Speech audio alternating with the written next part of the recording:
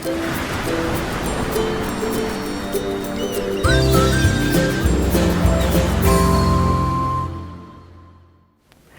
there, this is Allison with Let's Go Travel Tips. Today we are going to talk about a great resource for testing in Anchorage that a Let's Go family member shared, as well as go through a lot of questions that people have been asking about the protocols for Canada. And so first of all, and you know what everyone, if you are not cruising to Alaska or going to Canada this year, don't you worry. I am going to be back on track with other things soon. We just really need to get all of this information right in here quick before people start sailing to Canada. So I'd first like to welcome all of our Let's Go family members. Each and every one of you is so wonderful. And also a big welcome to all of you who are new. If there's anyone here who hasn't subscribed, will you please subscribe to our channel? It will help us out, and I know that it will also help you because we have the most amazing group on YouTube, really, for cruising and travel here. The very best people. They share so much information and experience, and we have a lot of fun together as well, and so you should just consider joining us. We're really glad to have you. So first of all, let me tell you, our Let's Go family member Hans lives up in Anchorage, and after he saw my video yesterday saying that all of the testing at the Anchorage airport is behind security and that I wasn't sure of where to go other than like your Walgreens and that, he was so kind to send an email. So keep in mind that with that testing behind security at the airport, you can still do that once you check in for your flight, or you can also do it when you get off a flight if you need a test. You can do it while you're still in the secure area of the airport. But if you are visiting Anchorage and you're going to be going on a cruise and you're going to be there a few days early, this is going to be a really, really great resource. So he said that they are still offering free COVID testing at one of, just outside the airport at one of the nearby airport parking garages. It's called Alaska Park, and it is at 5000 at 5000 Spenard Road, Spenard Road. They offer testing from 6 a.m. clear till 10 p.m. He was so kind to give me the link, and so I will put the link underneath this video for you. And if I've had some people ask me where under the video is, so if you look at the video underneath, you'll see a little show more words, and you click right there by that and it'll drop down a box. And I always put a lot of information in there, and so that link that you need for that will be beneath. And it's a place called Capstone, and they do have some other locations there, and so you could take a look and see if any of the other locations are closer to where you're staying. But this thing at the airport is so amazing, and it's free, like free. That's just great. So thank you again, Hans. Really appreciate you letting us know about this. And this is a great time to remind all of you, if you have any information like this, anything about a cruise that you're on, just letting us know. It really helps so many people. I have had so many questions about testing in Anchorage, and this is going to help those people not worry so much and just be able to know what they're going to do. So we really appreciate that. Now, I also want to talk to you about several questions that have come out of my video yesterday and out of the protocols for Princess with sailings to Alaska, and especially the sailings that include Canada, whether or not you're going in and out of Canada. So first of all, I had a Let's Go family member say, why don't you tell us what the protocols are for people who are disembarking there in Canada? And so if you are disembarking the ship there, and it'll probably be in Vancouver there, Princess has said on their protocols that they will give testing at disembarkation to anyone who needs a test to return to their home country. So if you're going to fly back into the United States, you need to have a COVID test within a day. And a couple of airline websites say 24 hours, and so I have just kind of started thinking of it within 24 hours, but on the CDC's website, they say 1 day. So anyway, you'll be able to get your test from Princess. Like I said, they say they do that at a disembarkation. If you are someone who is going to be getting off the ship early and running for it to get to your flight at the airport, you are going to want to pack one of those tests that you order from eMed or Optum that you can do on the ship, just with a person on the video call with you, and then get your results that way. Because it might take a little bit longer to get tested at disembarkation. Along with that, everybody needs to have in their mind what they're going to do for a backup in case Princess runs out of tests. We have heard that happening from time to time, and it easily could happen as they are going to be so busy. So keep in mind, in my video from yesterday, and I will link it below, I tell you how to do testing at the Vancouver airport. That is a really great way to do it. The other thing is I get a lot of messages from people that they are just traveling with backup COVID tests with them, the ones that you order from eMed or from Optum, so that if you have to, you can pull over, just use your phone and do a test right there with a video call. And that way you'll have those results. So just have in mind what you're going to do if you aren't able to get your test from Princess, okay? And that is the main thing that you need to know. Right now, if you're coming at a land crossing or a sea crossing into the United States, you don't have to have a COVID test to return. And so if you're going to get on the Princess transfer from Vancouver down to the Seattle airport, you won't need a COVID test, okay? That is as of today. Today is April 18th. It's actually our anniversary. Today we've been married 36 years. But anyway, that's a side note. As of April 18th, that is what the rule is. And so, of course, things could be updated or changed at any time, but that's where we stand today, okay? So I hope that if anybody has any other questions about disembarkation in Canada, let me know, okay? And I will find out the answer and let you know.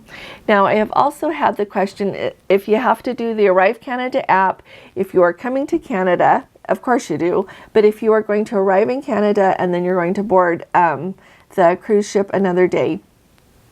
Nope, when you come in, you're going to be good because that's when you're arriving to Canada, okay? There have not been any protocols announced saying, well, okay, so Princess's protocols used to say, they used to have a little bit more information about Canada in their protocols, and it used to say that you had to do that Arrive Can app before you get on the ship, which you do. But if you are already coming to Canada, then you're covered, okay? I honestly think that as I have read through all the protocols, they say you're going to have to do the Arrive Can app before you get on a ship. Of course you are, but if you just came to Canada, it will already be done, okay? I am also, and I should add, I am also anxious to hear if any of you going on an Alaskan cruise, as you receive any other communication from Princess. Sometimes they send information just to people who are booked on a cruise rather than posting it everywhere. So let us know if you hear of anything so I can get the word out. But like I said, you can do that Arrive Can app for when you're going to Canada, and you should be good after that. Some people, like I had one Let's Go family member, said that they've got 3 ports in Canada and they're like 48 hours apart. You know what? I honestly think that you guys are going to have to be our ears and eyes on the ground. I personally, from what I can find, think that once you do that to arrive in Canada, that digital receipt is going to be good for your whole trip. It doesn't say anything about repetitively doing it, but I am sure they are going to tell you what to do when you're on the ship. And so we would love to hear from you. And if you don't have internet when you're on the ship, if you don't sign up for that, to let us know, or you're busy, it's your vacation, just let me know when you get home so that we can let people know what to expect. But from everything I've read, you just need to do it when you're going to go to Canada. And hopefully, like I said, that digital receipt will be good for your whole trip. The other question that I am getting a lot is for people who are going to go like on the land tour and then they're going to get on the ship. Just keep in mind, number one, when you go on a land tour with Princess, you don't have to have a COVID test. And Princess has said that when you move from the land tour to the ship, that they will take care of the testing for you. So you don't have to worry about that. So you're going to go board the ship. You're on the ship now and you're going to go to Canada. Within 72 hours of arriving at the port in Canada, you need to do the Arrive Can app. Okay? And some people say, well, when do I do it? Just as long as you're within 72 hours. 72 hours is generally 3 days. But if I was going to arrive at a port at 9 o'clock in the morning on a, like on a Saturday, then I would think backwards. I think Friday, Thursday, Wednesday, that's 3 days. So Wednesday, I would do it after 9 a.m. just so that I was within that 72-hour window. Does that make sense? If you have any other questions, you can let me know. And, you know, I also had the thought that, you know, with Princess taking some of those protocols off their page, maybe they're working with Canada to make people not have to do that. But I don't know. Maybe it's just hopeful thoughts on my part. Another really question that I am getting over and over again is what to do about testing. Are you going to need another test, even if whether you're vaccinated or not? Are you going to need another test when you arrive at a Canada port, even if you've already been on the cruise ship for a little while? Right now, my guess is that people who are not vaccinated are going to need another test. People who are not vaccinated should not need another test, because as you arrive in Canada right now, if you are fully vaccinated, you don't have to have a test. So I think that all of you who are going to be on the ship, when you, like if you come into Victoria or another port, you're not going to need another test. So just keep that in mind. And again, I would like to hear from anybody who is on one of those cruise ships. Okay, the last thing that I want to talk to you about is yesterday in my video I mentioned that when you are filling out the part about where you're going to quarantine, you can just put the ship where you're going to be.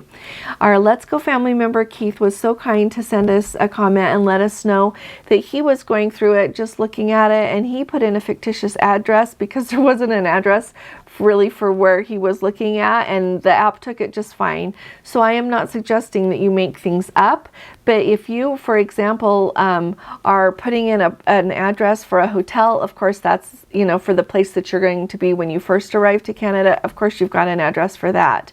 If you are just putting in a cruise ship, I would say just look up the address for the port and put that in. I think that's about the best you can do.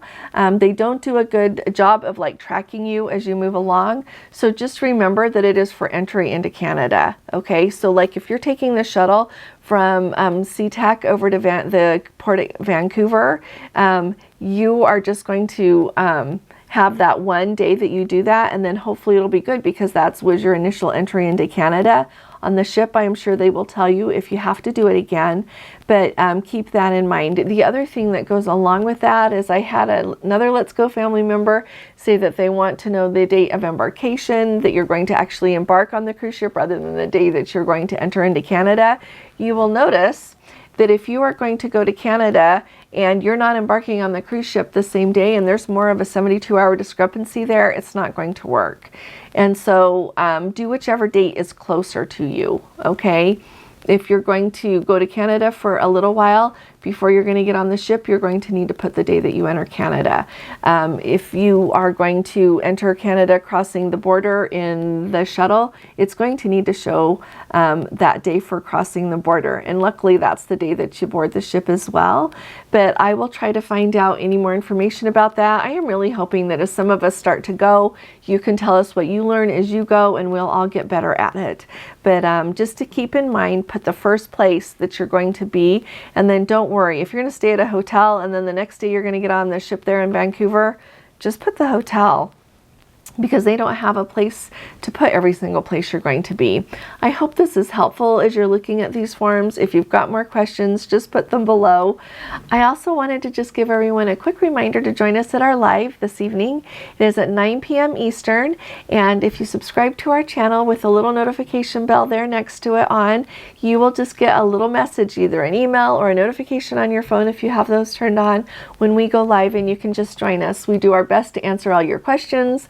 We always laugh. It is really wonderful to see each other and be together. So we hope you'll join us. And tonight, I think we're going to tell you, if anybody has any questions about how we met, you can ask, since this is our 36th anniversary today. So we will see you this evening. I really appreciate all of you sticking with me through all of these videos. And if you appreciate these videos, would you please give this one a thumbs up, as it really helps us out. And I'll be looking forward to talking to you all again really soon. You all take really good care. God bless you. Love you. Bye-bye.